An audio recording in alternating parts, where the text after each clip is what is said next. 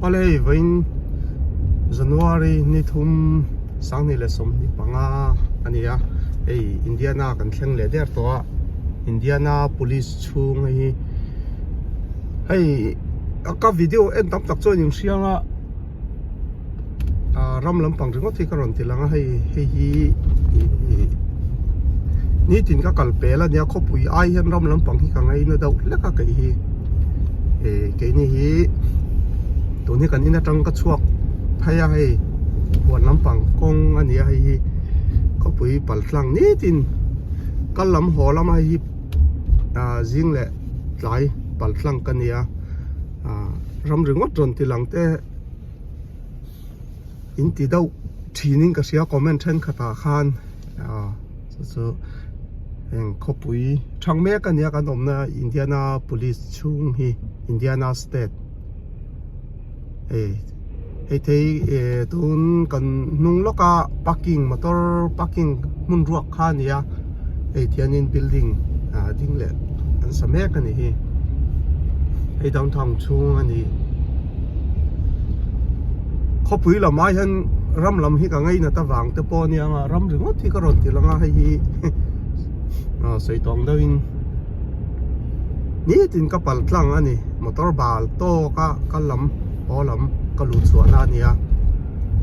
ke ni hi city chunga om kan nia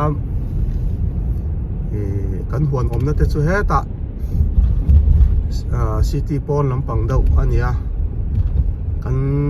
ke mani zong na thlak om na lama huan ka van ya kan in om na tak chu city chunga ni city chung pon dau kan ti meng chumo heng building pui om lo na dau ania video dang a to pa ron ti lang thau ha naw om lai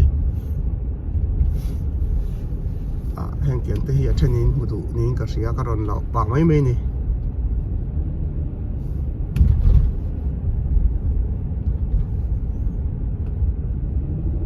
kia tor ti tama Indiana state khawpui lai vel ani ve hi jinglam daria le minute somnga panga ni dar kwa la rilo dau ani hei te hi tun hnayan sak tharania helai building hi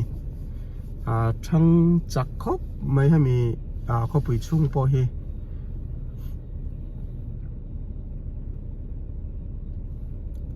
mi ten thang chaka rualva o lam ni lo sela enge kan an ve ke ni chung hi ti te po kha hanin ngai to ve te po tha hai thlir tu te po akina chanto ka lung oi ti chungchang hi kan mizo society a hen la lu to ka heng te po hi ngai dan zau zo ka shadu te in oman hi chon ka ngai dan te po ron so yet a thain ka ria chanto ka lung oi ti ringot hi malam pan thaya kan om lo khawpui mo zo ka nakina zau zok te po soi chak khom khom mai